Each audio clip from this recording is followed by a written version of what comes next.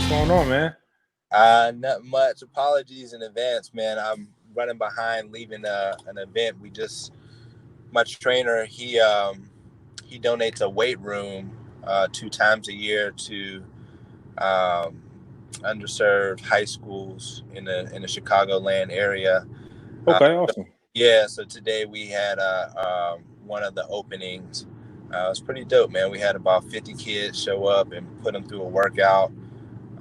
They got a good sweat in, and they got a fresh new weight room that I wish I had when I was in high school. So it's super dope. Man, that's awesome, bro. I just came back from Texas, and I was there for 2 weeks, and that was where I went to college at Angelo State University.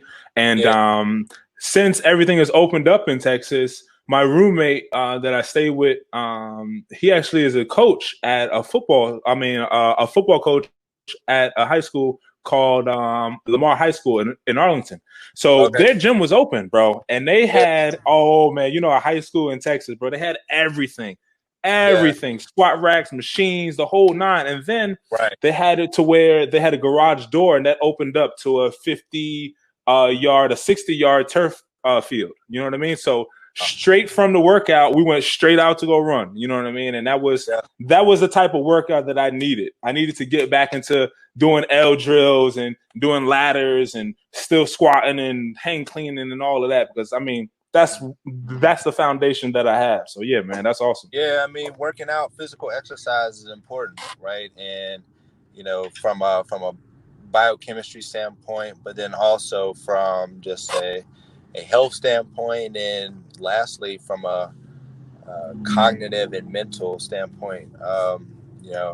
I always tell the kids, it's like, look, you're building your body up, but while you're building your body, you're also training your mind too, because working out ain't easy, right? Like you have to push yourself. You fail, you have to get up. You're going through adversity, or you face adversity, whether it's through like competition, or you didn't perform the rep right, or the weight is heavy, like you got to push through it. So not only are you training your physical body, but it's good training for you mentally as well. So exactly.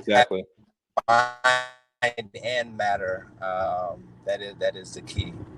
Yeah, man. Yo, so man, thank you for your time and your energy, man. I appreciate you joining us on UNMASC Virtual Mental Health Summit. For you all who don't know, Ryan Mundy is a Super Bowl champion. Big ring. Hey, bro, what do you keep your ring at?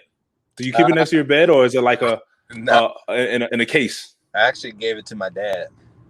Oh, that's dope. Yeah, that's what's up, man. My dad has always been and will forever be my number one supporter. And I'm from Pittsburgh, and then to have an opportunity to get drafted back to my hometown team, not only get drafted back to my hometown team, but win a Super Bowl my rookie year. That's like a movie script type deal. Exactly, right there. Exactly. Very special experience. And then I was like, shit, man, I won the Super Bowl my first year. I'm about to do this again all the time. So I'm like, here, Dad, you could have this one because I'm about to go get another one. Straight up. It did not work out that way, but my dad definitely deserves to hold on to that ring. Awesome, man. Awesome. So yeah, man, NFL champion turned entrepreneur, is co-founder of a company called, and let me pronounce it correctly. How do I say it? Which one are you? Yeah, because entrepreneur, my man got 6 companies. Swizzle.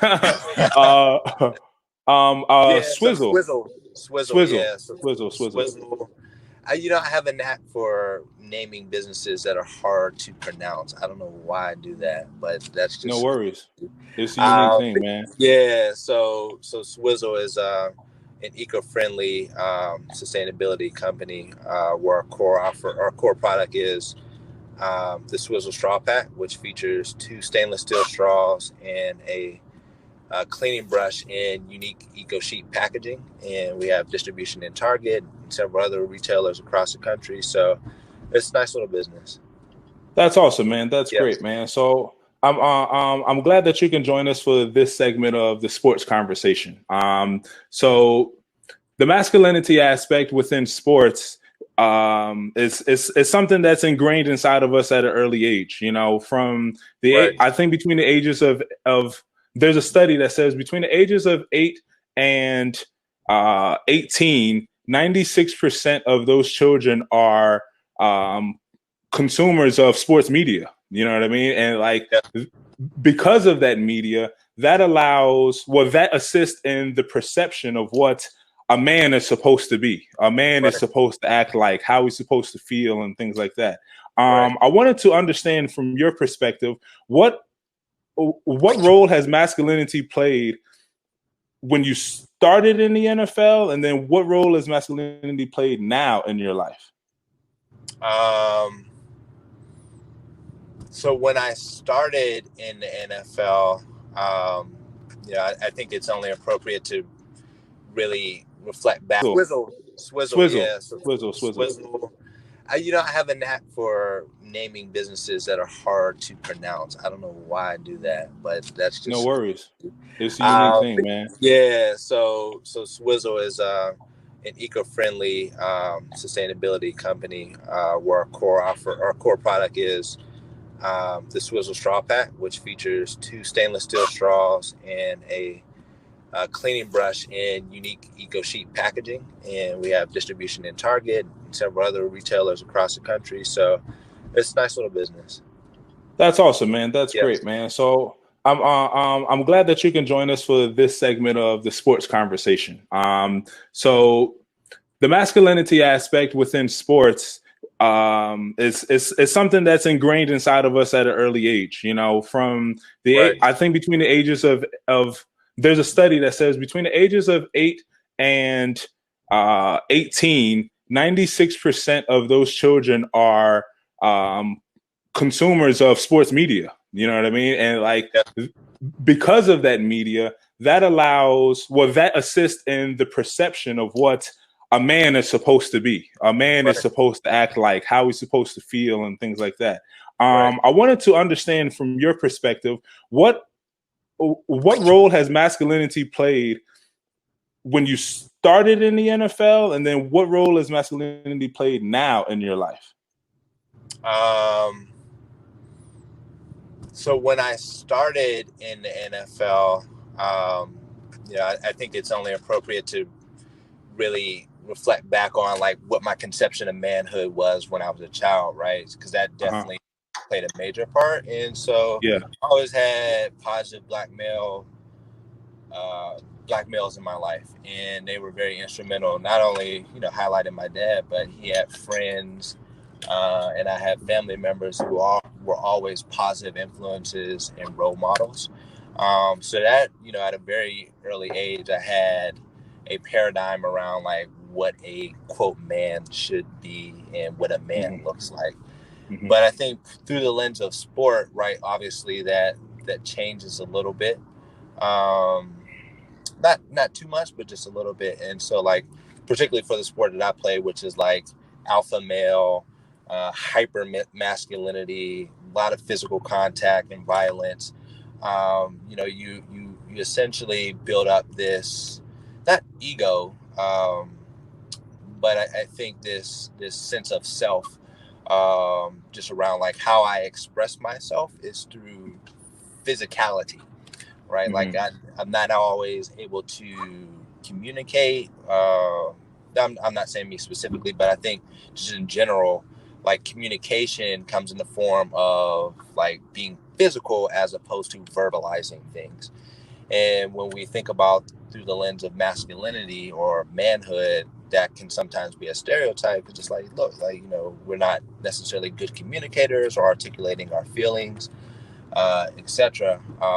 Because that's just not what is done on the court or on the field. Like I could show you better than I could tell you. Or if I'm mad at you, I will go hit you hard because I have the opportunity to do that. So I don't have to talk about how I feel. But in the locker room, it's a hyper competitive environment. It's a very dog eat dog type of world. You think about like the NFL draft, bro. The NFL draft happens every year, and it's literally 250 younger, cheaper not hungrier, but younger and cheaper guys who are looking to come take your spot. And so this cycle just repeats itself every year, and you are constantly on your toes and aware that you can be easily replaced. So in the concept of masculinity, you're always trying to, or through the lens of masculinity, you're always trying to show that you're worthy, or show that you're man enough or strong enough or fast enough. But again, this is all put on display through physical features and traits. My lens now that I'm not a professional athlete, I have had to do a better job of talking and articulating how I feel or what I'm thinking, because I can't hit people anymore, right? And so that brings on, you know, a new set of challenges that I think, you know, across the spectrum guys are either good at or bad at or fall somewhere in between. But above all, and I think across the board, I think that's just something that a transitioning professional athlete, not even professional or a collegiate athlete, that's one of the, I guess, pain points when we talk about that transition and really how to be a man outside of, you know, the play or the hardwood surface. Do you think that being an athlete has pushed you more to understand your feelings or pushed you further away from your feelings? Yeah, that's a great question. I think it's done both, to be honest with you. There was a point in time where I didn't want to deal with things. I didn't want to think about them. I didn't want to necessarily confront them. And you know what that does, that only compounds and makes things worse because you're not dealing with them. And so eventually it got to a point where, you know, I had to start confronting some of these things and feelings and thoughts and get better at vocalizing, you know, my needs, thoughts, ideas, whatever it is, because I was just digging the hole even deeper. And, you know, honestly, bro, like the intrinsics and the characteristics that you build up as an athlete, you know, that's intrinsic skill set should be able to do pretty much anything you want in life, right? We're talking about determination, focus, discipline, teamwork, leadership. Like all these are phenomenal traits that are developed through sport. And, you know, specifically, again, talking about the lens of football, like, you know, a lot of people don't want to run into people or subject themselves to the pain and the strain and strife and day in, day out that, or the physical requirements of playing professional sports. So if you're able to leverage those intrinsic values and say, like, look, I could do anything I put my mind to. I just have to learn the new skill, and in doing that, but maintain that same mindset. That's where the real magic happens. And, you know, I can second that so much, was being that, you know, I didn't play football until my senior year in high school. But before that, it was 4 years of track, state champ, triple jumper, and basketball, all 4 years of high school. And my pops never let me play football. You know what I mean? My pops, he's from Trinidad and Tobago. So his upbringing for me was that, like, that wasn't that wasn't what men do. Men running around hitting each other. You know what I'm saying? But then it got to the point where it's like, you know, I'm realizing that, like, I'm being held back from opportunities because I'm not playing football. I'm 6'3" at the time, 205, you know, and I'm triple jumping. So senior year, I said, you know what? I'm going to go ahead and play. And I just went against Pops. I was like, nah, Pop, I'm playing. I played, ended up walking on to a school called Trinity Valley in East Texas. And that was like life for me. You know what I'm saying? That was like me experiencing college through the lens of watching it on TV, and then going and first-handedly, like, throwing myself into the fire of Texas culture and playing football, like going through all of that and the hills and the up downs and holding accountable and, you know, just all of that. Like, outside of that now, it's like, man, like, just like you said, anything is possible, but at the same time, I miss it. I miss it so much. I wish that there was a place for us to come to be like, all right, cool, we can still get this type of workout in. We can still get this type of camaraderie in. and still go on with our lives. But at the same time, since that's not there, and we're at this moment now, it's like, all right, cool.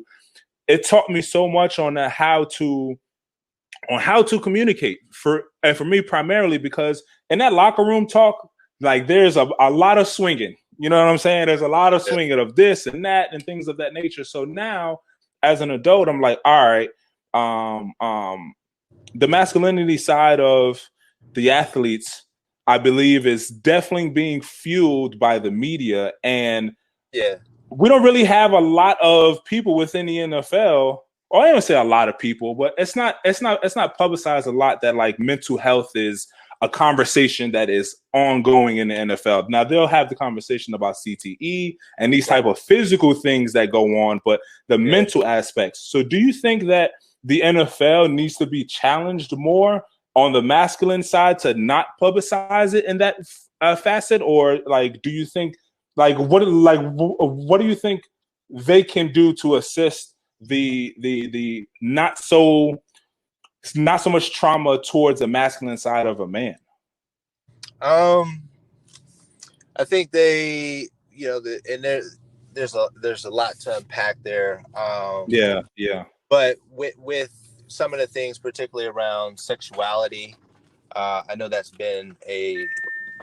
come up in the past around a gay man being on an NFL roster.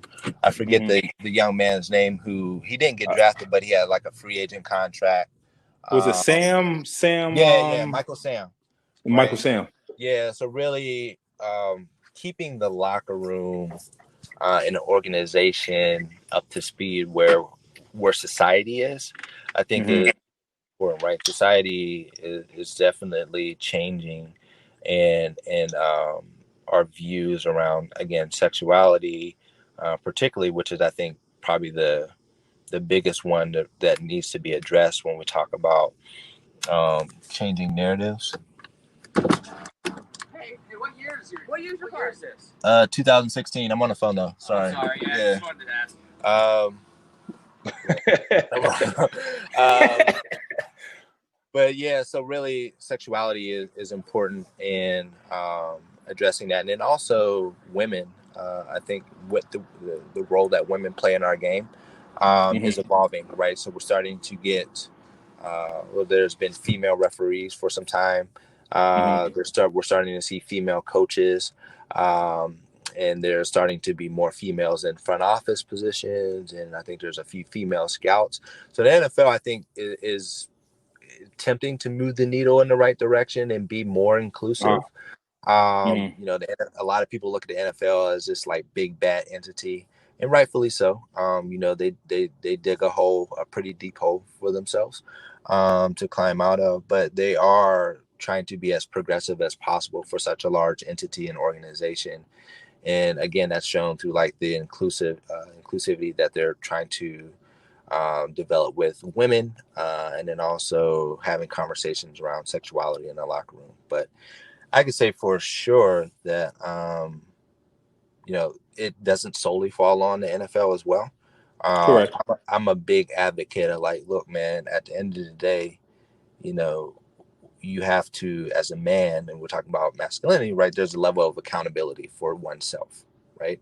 And then, so also with that being said, like players, we have to play our role as well. Like it's not binary. It's like, it's not, the sole onus isn't on the NFL.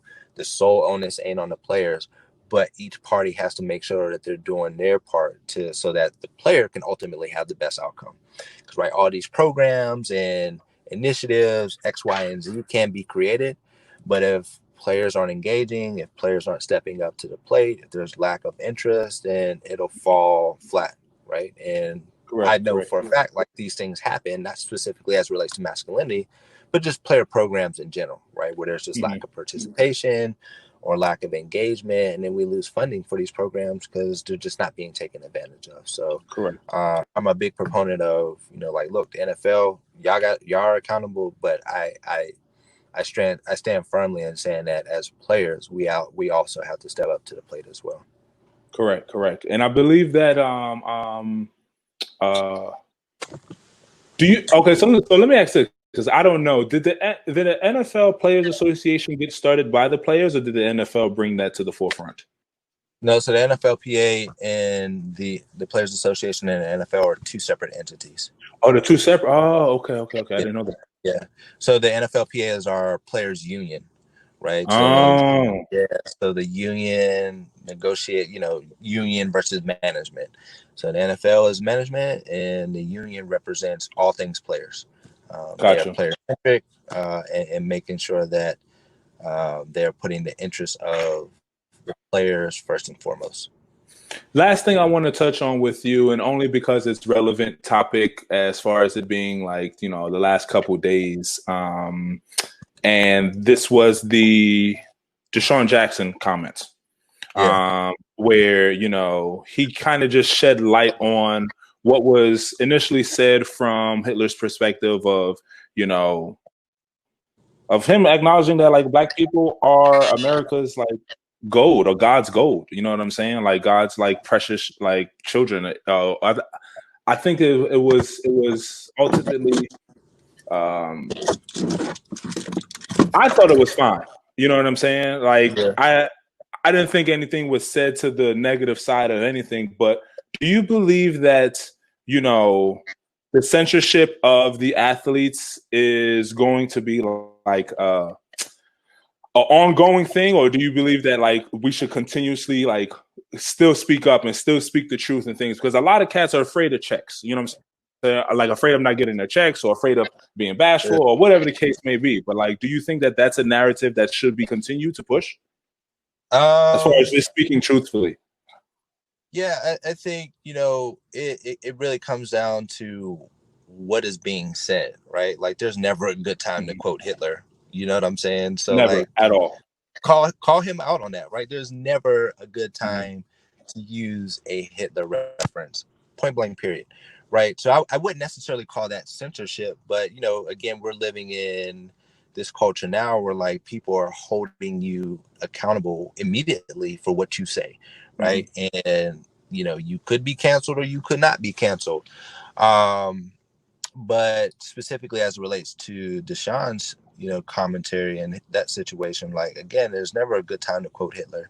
And then bro, if you believe right, like black people are the chosen people, which I'm cool with that. Like I'm black, I love being black, and I would never trade it for anything ever in the world, right? We are fearfully and wonderfully made, and so I just don't. I think it's relative to what you're saying, right? So if he would have came out and said like black people are amazing, being very pro-black, then he wouldn't have got any backlash, right? So correct. I think it really just comes down to what you're saying. But the censorship part, so that's the other side of it, where the woman on Fox News is like, shut up and dribble. Like that ain't cool. Like you can't say that at all, right? And so I think as athletes, we are realizing our platform and our voice matters and the impact that our voice has. But with that, again, comes accountability and responsibility, right? So you can't just because you're able to say things and people will listen, just don't be popping off at the mouth. When you speak, you need to make sure that you're speaking thoughtfully and you mean what you say, and you can stand behind what you say. Another example, like this young dude, he tweeted about Jill Scott and said like, oh, people are attracted to Jill Scott. I don't even know this guy's name, but he played in the league for a little bit. And, like people listen to that, bro. Like, you can't be out there saying, because that people will interpret it any type of way if you don't put it in any context and say like, correct. Like, oh, well, you're fat shaming and, like just because you don't like her and this and that, like now dude's canceled. And so like, again, you just have to be mindful with your language. And I'm not calling it censorship, but again, when you say something, understand the world that we live in. And understand that there are potential repercussions and blowback if what you say isn't authentic or isn't in line with where things are going from a macro level, right? Awesome. If you're prepared, and then also, sorry, if you're prepared for that blowback and that's something that you want, hey, go for it, right? Like if Deshaun was like, man, I don't care what none of y'all say, I'm cool quoting Hitler. Like, look, bro, that's you, and you got to deal with the consequences. Correct. Period. Correct. So just be mindful. That's all I'm saying. I feel you, man. And I attest to that just the same, man. Ryan, thank you so much, brother, for your time and your energy, man. This was super insightful. I definitely, I definitely gained some insight from you. And thank you again, brother. I think our time is coming up here. So, yeah, brother. So I'll definitely share your information here. And yeah, man, look forward to speaking to you soon, man. All right, man. Appreciate y'all. All right. All right, brother.